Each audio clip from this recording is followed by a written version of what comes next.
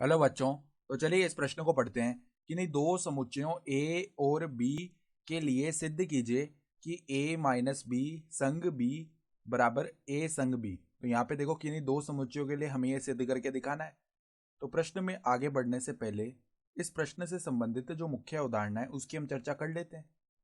तो यहाँ से देखो हमें समुच्चयों से संबंधित कुछ पता होना चाहिए कि P अगर कोई समुच्चय है, ठीक है, हम उसका अगर सर्वनिष्ठ निकाल रहे हैं सार्वत्रिक समुच्चय के साथ, ठीक है, तो सार्वत्रिक समुच्चय और P में जब हम सर्वनिष्ठ निकालेंगे, देखिए सार्वत्रिक समुच्चय का मतलब क्या है, जिसके अंदर सारे समुच्चय आ रहे हैं, ठीक है, तो P भी इसके अंदर आ रहा होगा।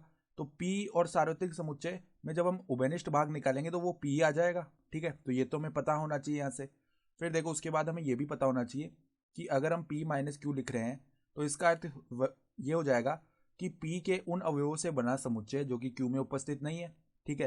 अर्थात P का भाग लेना है और Q का भाग नहीं लेना। इसका मतलब Q नहीं लेना, अर्थात इसे हम क्या लिख सकते हैं, Q डैश लिख सकते हैं ना, ठीक है। तो Q डैश अर्थात Q डैश का अर्थ क्या हो जाता है कि सार्वत्रिक समुच्चय का वह भाग जिसमें Q उपस्थित नहीं है, ठीक है। तो अगर हम इन दोनों में सर्वनिष्ठ ले लें P सर्वनिष्ठ Q डैश, तो ये किसके बराबर आएगा, P माइनस क्यू। इन दोनों का अर्थ एक ही निकलेगा, ठीक है।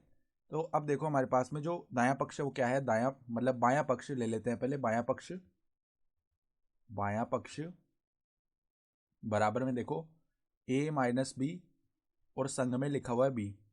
तो a माइनस बी को हम क्या लिख सकते हैं, a माइनस बी को हम ये भी तो लिख सकते हैं a सर्वनिष्ठ b डैश, ठीक है, और इसका संग है b के साथ। तो अब हम वितरण नियम से अलग अलग कर लेते हैं पदों को। तो यहां से देखो अब क्या हो जाएगा हमारे पास में, वितरित करेंगे पदों को तो a संग में आ गया b, ठीक है। और देखो यहाँ पर सर्वनिष्ठ में क्या आ जाएगा, सर्वनिष्ठ में b डैश b आ जाएगा, ठीक है। तो b डैश क्या हो गया कि u का वह भाग जो कि b में उपस्थित नहीं है।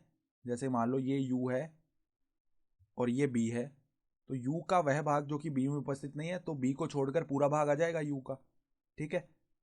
फिर यहाँ पर देखो बीच में कुछ संक्रिया भी तो आएगी। कौन सी संक्रिया आ जाएगी, देखो बीच में b डैश और यहाँ पर बीच में ये वाली संक्रिया आएगी संग वाली, ठीक है। तो अब देखो ये तो हमने निकाल लिया b डैश। अब इसी प्रकार b है, तो ये u है सार्वत्रिक समुच्चय, इसमें कोई समुच्चय b है, ठीक है, तो ये भाग आ जाएगा। तो अब अगर हम इनमें क्या निकालेंगे, इनका संघ निकालेंगे ना, तो इनका संघ निकालेंगे तो संघ निकालते हैं हम कोई भी दो समुच्चयों का, तो उसमें क्या होता है, दोनों समुच्चयों के उभयनिष्ठ भाग भी आते हैं और एक समुच्चय में जो भाग उपस्थित है वो भी आता है और बी समुच्चय में जो भाग उपस्थित है वो भी आता है। अर्थात अगर हम ए संघ भी निकाल रहे हैं तो या तो उसमें ए का भाग या बी का भाग, और ए तथा बी दोनों का भाग हमारे पास में आता है। तो यहाँ से बी डैश संघ बी निकालेंगे तो इसके अंदर ये पूरा यू आ जाएगा, ठीक है। तो ए संग बी और सर्वनिष्ठ में क्या आ गया, यू आ गया, ठीक है।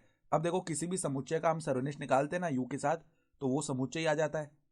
तो ए संग बी का हम सर्वनिष्ठ निकालेंगे यू के साथ तो ए संग बी आ जाएगा। और यही हमारे पास में क्या है, दायां पक्ष है। तो बाएं पक्ष को सरल करते करते हम दाएं पक्ष के बराबर लेकर आ गए। तो हम क्या लिख सकते हैं, इति सिद्धम, अर्थात दी गई अवधारणा के आधार पर हमने सिद्ध करके दिखा दिया। तो आशा करता हूँ कि आपको यह प्रश्न समझ में आया होगा। धन्यवाद।